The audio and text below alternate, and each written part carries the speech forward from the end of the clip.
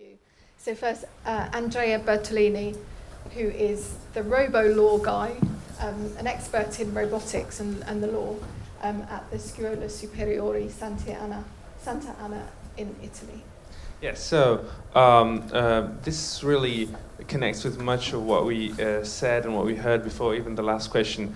I do firmly believe that we need to train new kinds of intellectuals, new kinds of students, and train new kinds of skills in all fields of knowledge. For instance, I'm starting a summer school that probably will turn into a larger program soon, to train lawyers to deal with the issues of robotics, because this entails understanding a bit of the engineering behind it, being able to talk with economists and being able to think of the law in somewhat a slightly different way from what we did until now.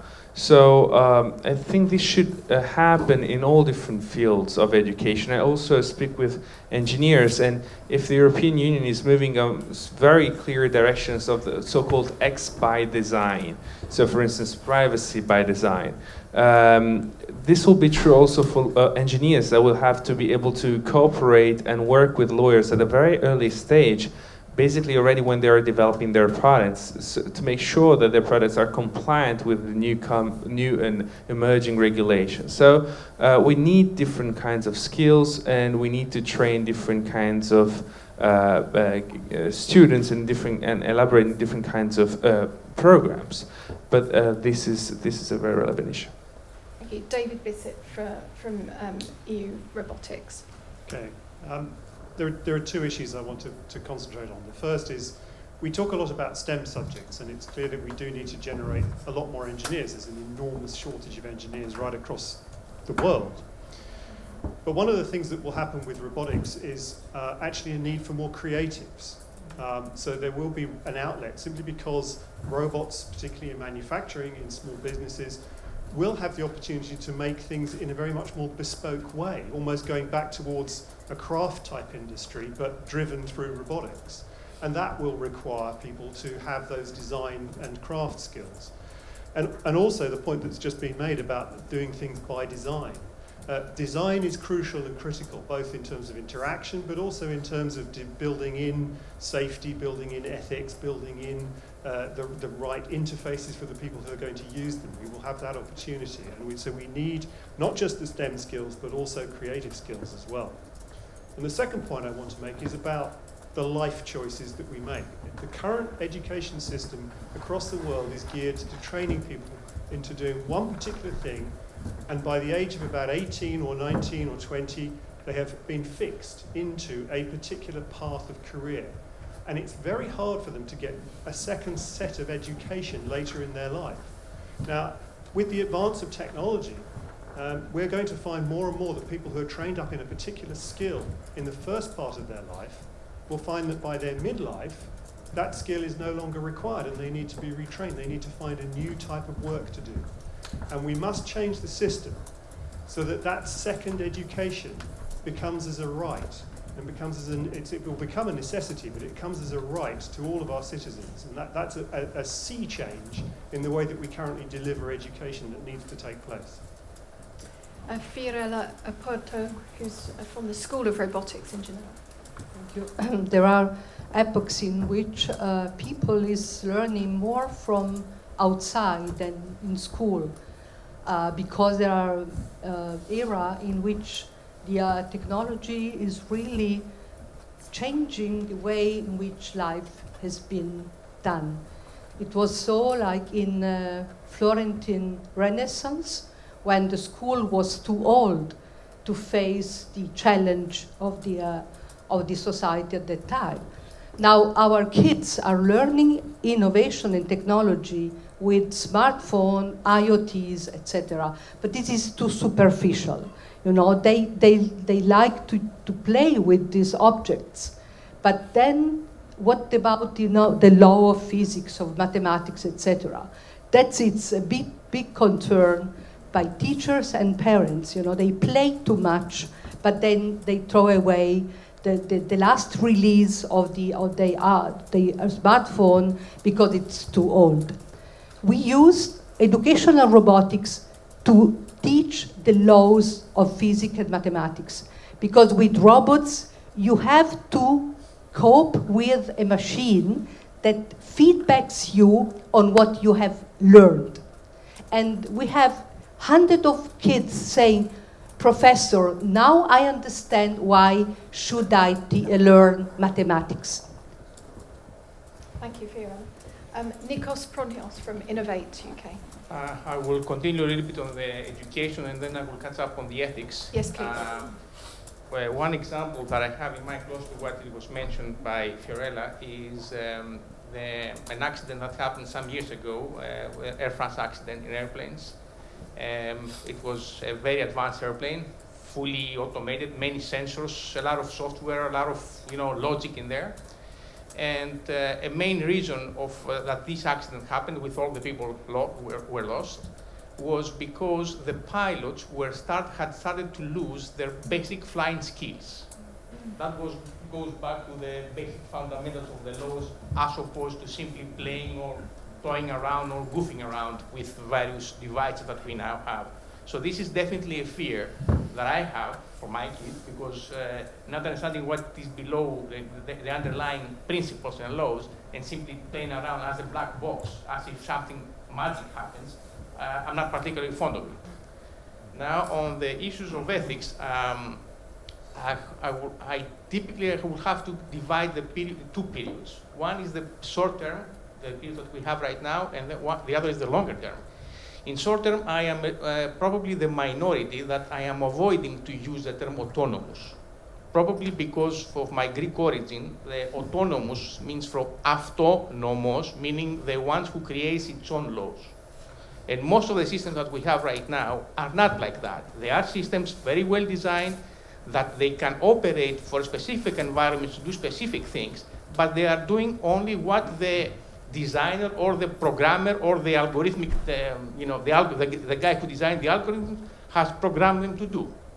They can be very helpful, and they can do a lot of things that we discussed earlier, but they are still automated, not automated or adaptive. I distinguish the term of autonomous for the longer term, which is the artificial intelligence, if we go to another level of artificial intelligence and not having specificity but being more general about it. And in the first phase that I mentioned, the laws, the ethics are basically with the operator or the guy who puts the logic into the robot. It's similar to the driver that drives the car or something like that. By the way, for the autonomous car or automated car, I would feel better if when I'm sleepy, for example, and I have to drive back to London, I could hop on the driverless car or automated car and can take me there with me sleeping and not worrying about anything. Now, the future term in the things that we have seen in the C-3PO or in the bicentennial man that we have seen in the movies or iRobot, another thing, that when the ethics and the laws of the basic robotics laws, if we go back to Asimov, are starting to play around, this is a complicated issue that is not easy for me to clarify and comprehend, because probably I'm not used to thinking about that, but it's definitely an issue that we will come up against. Thank you. Alan Winfield from Bristol Robotics Laboratory. Thank you very much indeed. Good evening, everyone. I'm a strong advocate for robot ethics. In fact, I also build ethical robots, which is a slightly different thing. But so why are robot ethics so important? I would say in one word, trust. The point is that if the fourth industrial revolution, which is what it's now being called, is to be successful, it will only be successful if our robots and autonomous systems are trusted. Now, ethics are a conversation. They're a conversation about what robots we want in our society, in our lives, and perhaps equally importantly about what robots we do not want in our lives. Robot ethics are also a start of a process toward legislation, and I was very glad that Maddie referred earlier to the need for legislative frameworks. But legislative frameworks start with ethics. They start with ethics that move to standards through to legislation. And I just want to finish by telling you that I've been part of a British Standards Institute working group on robot ethics for the past 4 or 5 years. And I'd invite you to look up on Google BS 8611, which is a draft standard. It's the world's first draft standard on robot ethics, which is currently open for public comments. Thank you. Thank you very much. So I suppose I've got 2 broad questions on those themes. The first is then, does anyone feel that robotics, artificial intelligence, that sort of thing should be on the curriculum somewhere? Do we need a baccalaureate that keeps people's options wider as they go through the education system? And secondly, often on the ethical side, which I think a lot of people, that's their concern about robots. I saw a very interesting case study on, I think, Fiorella's website, and I think it's very instructive sometimes to think with specific examples. And one of the examples given, which sort of made me laugh and then made me think, was, should a care bot give an alcoholic drink to an alcoholic? So, could the panel just briefly address those initial questions, and then we'll open it up to the audience. So, very quickly, I'll touch upon both. Do we need different kind of curriculum? I think we need to rethink existing curricula. So, for instance, this year I'll be teaching in my law school a course on machine ethics and robot ethics to lawyers. Again, because lawyers need to be able to learn and understand these new frameworks and these new kind of issues. And you need to do the same thing with engineers. And most of my courses are taught both to engineers and lawyers together. So because I want them to work together. With respect to ethics, very often, I fully agree. So you're not the only one on the table that autonomy is often misused. And I do not think that existing devices are truly autonomous, and therefore they're not beings, but actually things. And that was the example that we were talking about before in the previous panel. And I do believe that in many cases, solving the machine ethics issue is actually solving the ethical issue that lays behind it, and then find the technical solutions to make the machine capable of assuming the ethical decision that a human being would have adopted in those very circumstances. So it's a double problem. It's a very complicated issue, because at times it's very complicated to decide whether the car should struck the innocent old lady on the sidewalk or run over the young child that has cross the road inappropriately. I think, trying to answer both questions again, obviously robots can be used as tools within schools in order to teach, but I think we've got to stick to the fundamentals. Teaching science and maths is key to understanding, to providing a basic understanding. But one of the things that will happen is that our children will have to take some really tough decisions when they get older and when we get old about how they use that robotics technology to look after us. And I think those ethical concerns, they do need to go back into the curriculum. The curriculum will change and they will need to be included, just the same way that we, parents of my generation, had to deal with Facebook and the internet intruding in our children's lives. Our children will have to deal with robots and how they're going to intrude in their lives, and those things will need education. Thank you. There is a document by the European Parliament about that in 2025 we will lack millions of high-skilled technology workforce. This is very, very important, because from now on, many skilled workers and professionals will go on retired. How can we upgrade the European workforce to cope with the challenges in economy? I tell you, I'm not fixated, but I tell you, educational robotics is the best way to teach and to promote STEM education. In every layer, girls, We have Roberta, European project by Fraunhofer EI in Bonn. It's a very good project to promote STEM for girls. Educational robotics we use for inclusion in autism and cognitive delaying. And also it's the best way if you give a robot, to a skilled worker, it's a way to upgrade, because through a robot, he can learn electronics, programming, mechatronics, and he can use all his past knowledge, to be upgraded to the current situation of the technology. Concerning ethics, very shortly, there are 3 levels of ethics in robot. The first one is the ethics of human beings. That's the main ethics. We are ethical agent, first of all. Our robots will be ethical agent only because of we. So roboethics is the ethics of people who design, produce, and use robots, that it's us. Robot ethics is the ethics in robots, that it's dependability, privacy, and all the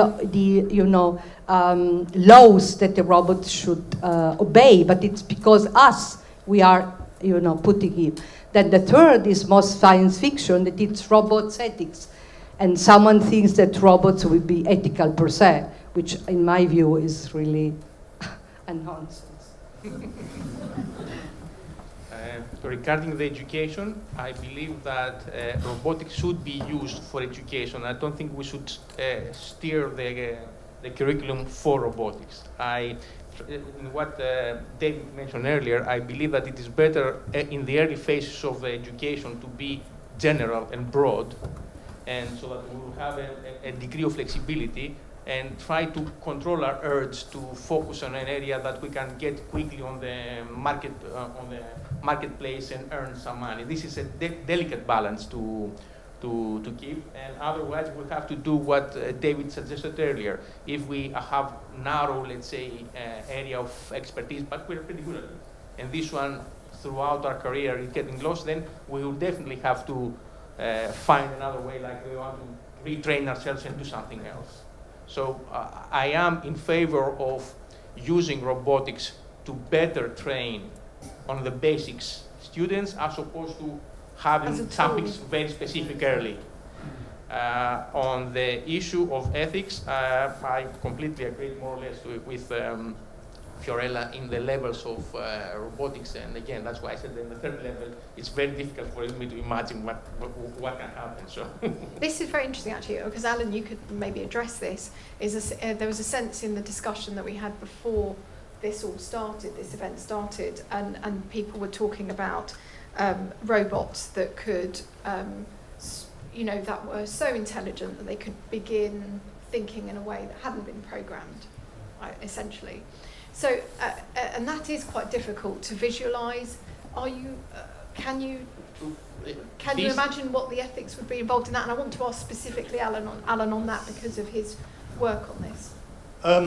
It's a very good question. I mean, I kind of disagree really with, respectfully with Fiora and Nikos, in the sense that when we have autonomous cars, which is likely to be reasonably soon, then we have vehicles, we have objects that could cause harm. And really the designers of those vehicles have to consider, as it were, the behaviours under certain circumstances. I think you mentioned, Andrea. So this is running over the old lady versus running over the little child. Philosophers call it the trolley problem. It's the problem of an ethical dilemma. It's extraordinarily difficult. And having done a little bit of work in the last couple of years in the lab on making ethical robots, and in fact actually presenting those robots with ethical dilemmas, the one thing that we need to understand is that robots cannot be more ethical than humans.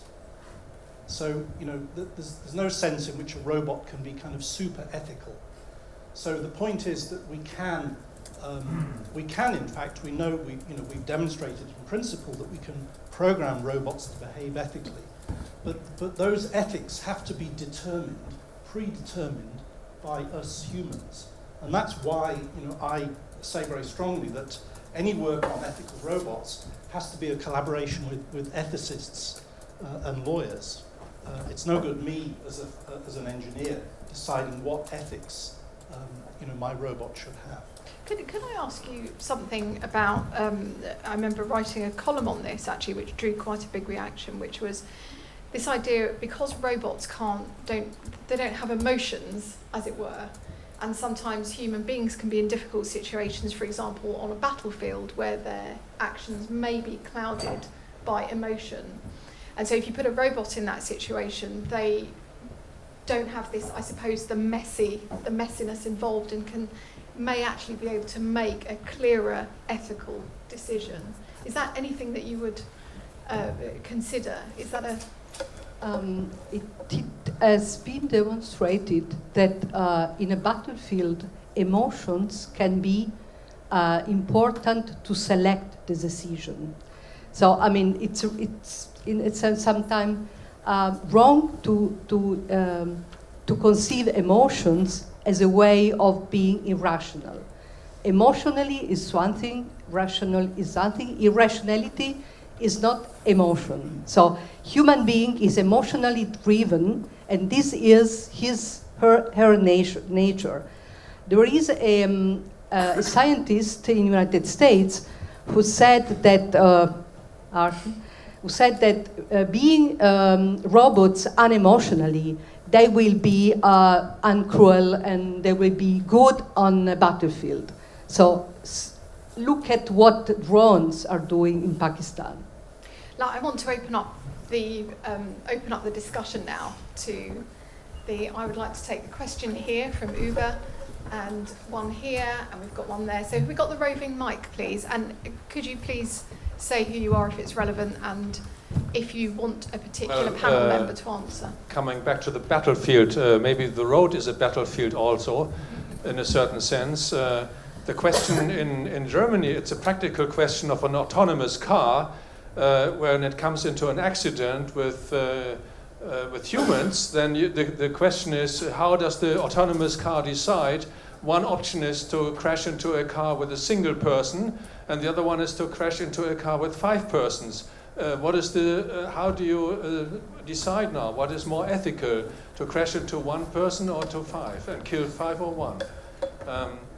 Another comment is on education, talking about STEM, the subjects.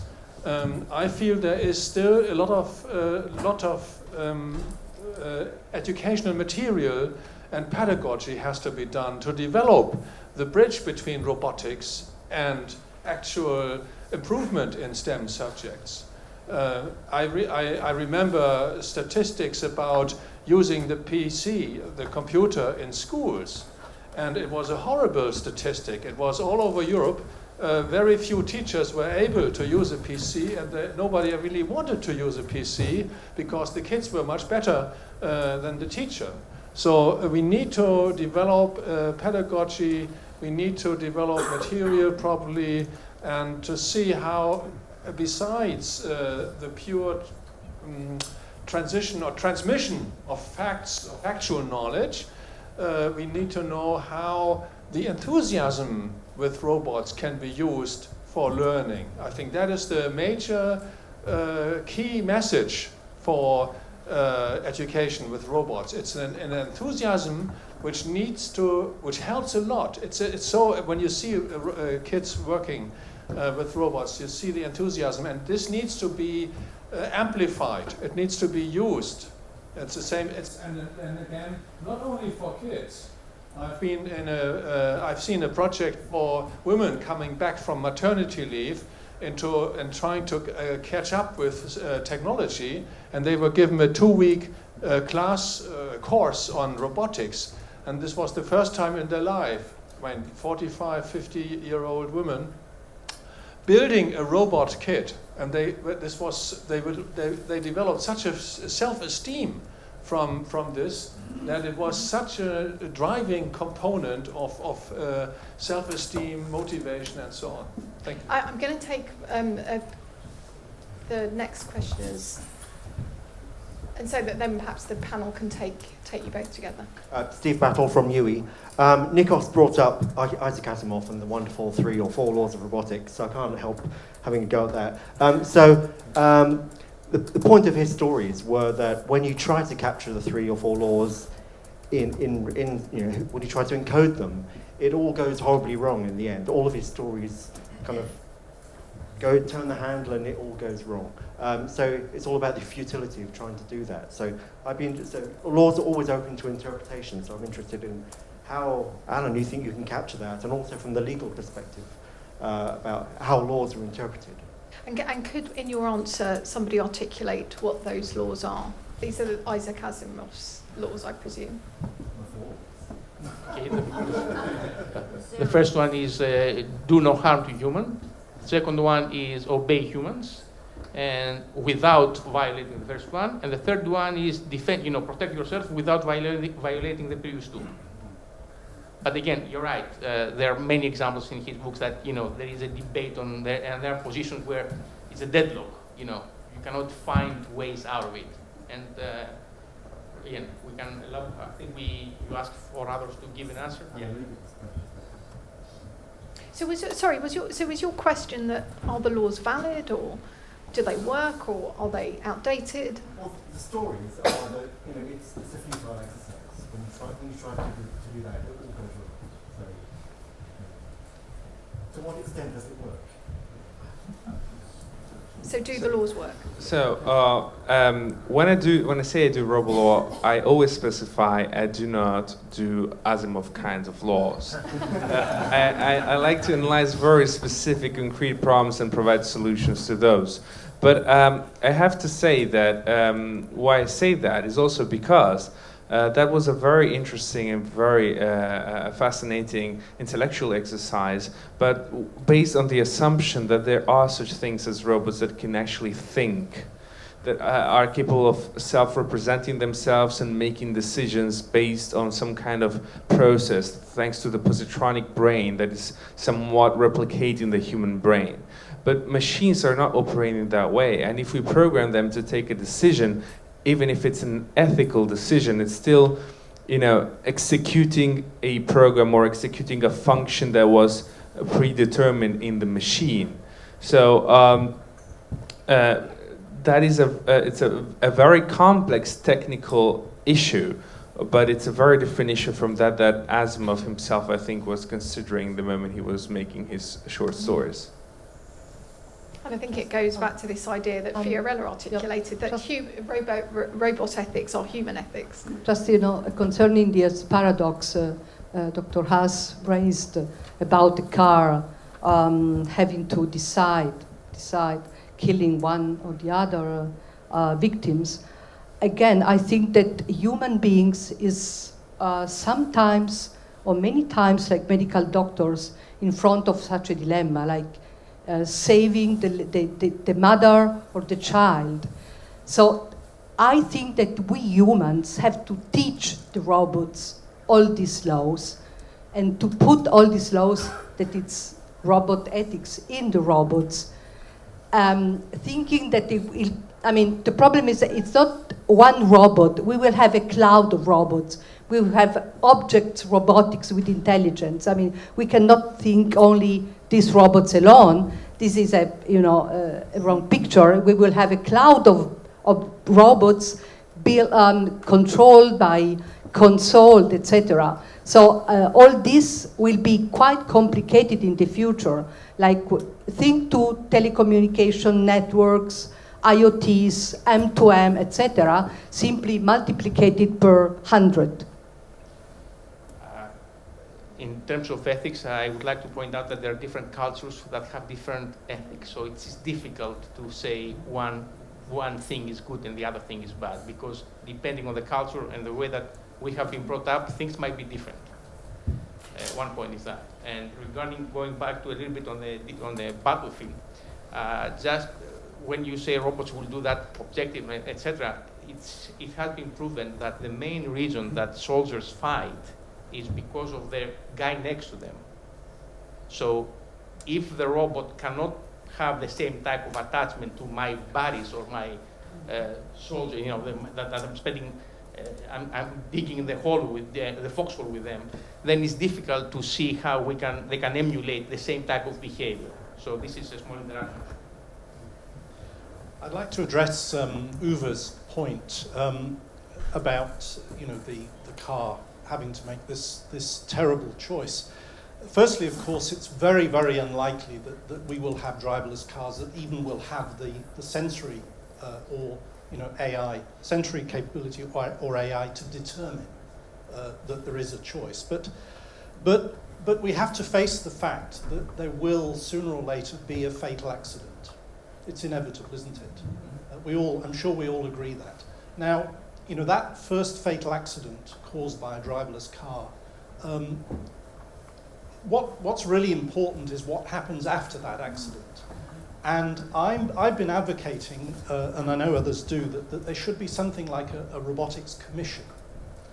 In other words, a trusted public body that would, for instance, investigate that accident, rather like in the way that we currently have air accident investigators, international bodies who are trusted and who are transparent. And I think it's only if we have such a body, quite possibly supported by data from a kind of black box. In other words, I'd also advocate that autonomous cars need the equivalent of a flight data recorder to provide exactly the data that the Commission would need. And only through having that kind of trusted and transparent process will we get over the trauma, if you like, of that first fatal accident, so that ultimately driverless cars will be trusted. Thank you. And there were two other questions from which I'm going to take. There's a chap here, and then I'll take the lady on the aisle, and then there's one final one at the back. Can you just keep your questions brief? I'll take all of them first, and then we'll go to the panel. It's Andy Graham from euRobotics. The panel seems to be in broad agreement that robot ethics, such as it is today, is a function or output of the design or the manufacture of the robot, rather than an inherent property that's developed by the robot itself. Speaking for myself, I think the current technologies are unlikely to develop to the stage where that changes, but does anyone on the panel think a technology will emerge that's capable of evolving an independent intelligence which is capable of supporting independent ethics? And if so, where will you hide? So we'll take the lady's question. Thank you. Hi, my name is Beth Cottrell. I completely agree ethics isn't right or wrong answers. It's due to what each individual thinks is right or wrong. And so should you necessarily be getting into a car that its ethics has been decided by someone else? Or should you be able to decide the ethics of your car? So no. Because, for example, you might be putting a price on your life far higher than that of two anonymous strangers because of what you know is your important responsibilities. So your car has the option of crashing into two people or crashing you into a wall. And how do you think that will affect trust in the cars? So I love that. Driver ethics versus Google ethics, maybe. So, and then we had one questioner at the back, and I'm going to take that question now, please. Hello, my name's Chris Holder. I'm a technology lawyer and have been for a very long time. And there are lots of laws around, especially in the UK, which deal with ethics, which deal with product liability, so machines can't harm, which deal with torts of negligence, so people and machines, people who produce machines should have that duty of care to others. So I'm just interested to know which areas of ethics you think laws need to develop in. So let's take that first question, which I suppose could be described as autonomous ethics, or self-evolved ethics. Is that on the horizon? Is it on the horizon? I think there's a deeper question, which is if somebody were to one day develop a machine or a technique or a technology that did that, would we actually replicate it? We would have to think really carefully, in just the same way that we maybe had to think very carefully about whether we built nuclear weapons or not. I think we would have to think very carefully as a society about whether that should be replicated, even if it ever happens. Who would make the final decision, do you think? Given that it's probably in the hands of corporations. Well, no, it wouldn't be in the hands of corporations. I think it would be in the hands of governments, and it would become an issue for public to make the decision. And I mean, Alan, you probably have a better view of that than I do, but I don't see that being in the hands of corporations at all. Sorry, I meant the knowledge would be in there. Well, I would imagine. Yes, the knowledge may well be, but I think you wouldn't keep that private for very long. I think it would come out pretty rapidly. I perfectly agree on that. I think that there are Kantian grounds, utilitarian grounds to exclude that is even possible on top of technological grounds, and in the end it would be a political decision to commit suicide, because if you could create a machine that is more intelligent than a human being and that has its own ethics, why should it want to be somewhat controlled or respecting our lesser form of life? So I mean, that's just, but I think this is such a remote possibility that we should just take that off the table and start discussing serious matters. Okay, unless anyone wanted to come back desperately, Alan, you do. Thank you. I'd like to just disagree a little bit in the sense that, I feel very strongly that robots don't have to be sentient in order to be ethical. In other words, I think rather unintelligent robots, like driverless cars, still may well need to have some low-level behavior pre-programmed and, decided, if you like, by us, by society, and ultimately legislated by government, which in fact does represent some harm reduction, some consequentialist ethics. So a driverless car could still be an ethical zombie. I don't think this is contradicting what I said. Okay. I want to move on to the driver ethics. So basically your driverless car has the ethics of the designers built in, and they may not be the same as the drivers. So can we customize them? Should we? Where's the issue of trust here? In most cases, the driverless cars that we're talking about right now, there's still a debate whether or not they will be in segregated spaces or not. So if we're talking about driverless cars that they will operate in areas for driverless cars only, then it's a completely different problem than having driverless cars driving around with people, first of all. So it's easier to manage and put some priority there because, with the way that we have right now, we can definitely bound their behavior. So you could take pedestrians out of the equation, for example, but you still have the drivers, the non-functioning drivers of the other driverless cars. Yeah, but again, it's easier to, if you have predictable behavior because the logic that you have embedded in them, it's a much easier problem, and you're also controlling the environment in which they operate. It's a different problem than having them in the freeway where I might be, listening, trying to send an SMS and I'm veering away of it in, 5 meters from it or right next to it, etc. So it's a different problem. This is what I'm trying to point. Yeah. But this is precisely, the wrong conception with robotics, because if we think that robots will be used in a society like now, it will be impossible. The society, to be able to use robots, has to make a jump. You cannot think a driverless car just in our street. It's totally crazy. But you have to think to change our path and our mobility to allow for driverless car to be. So we change. That's precisely. We are still living in the old worlds where robots are. Just an example.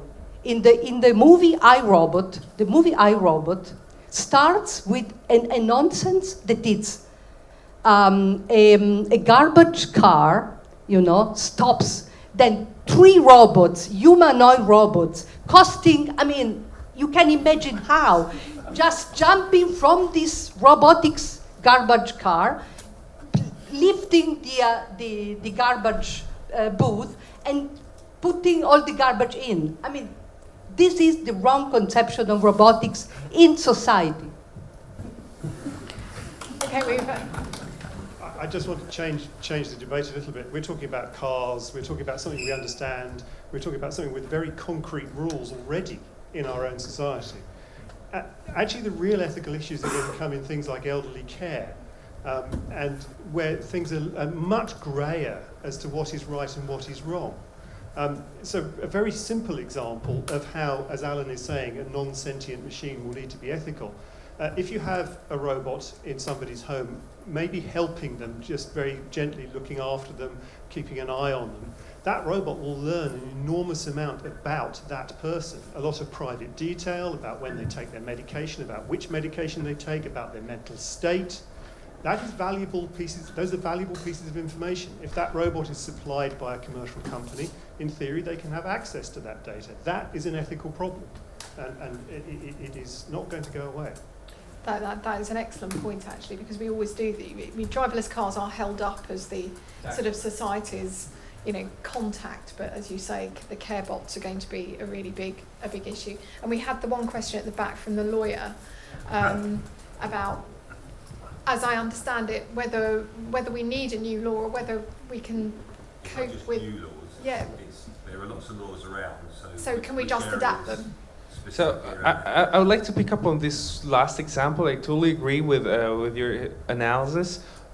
This is a very good example, one of the robots for the care of the elderly. It's a very interesting technology, and there, the case, the hypothesis that we just considered is a case for privacy by design, for instance. So this is a case where an early analysis and legal analysis undergone at the design phase allows conceiving the robot in a way that the data, the information that is necessary for the functioning of the robot is also processed in a reasonable way and kept reasonably safe. Of course, it will never be fully and absolutely and completely safe, but nothing is in this world.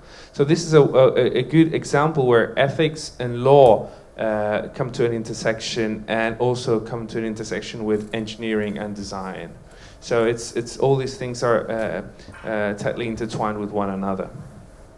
I think that's a very good point at which to end, unless any of the panellists want to make any other comments on what we've heard. I think that's been a really terrific discussion, actually. It has definitely illustrated the points of public interest, I think, and social engagement, and where people's worries are, because unless we know where they are, then it's very hard for society to sort of get engaged in the very positive way that I think that people would like in the robotics industry.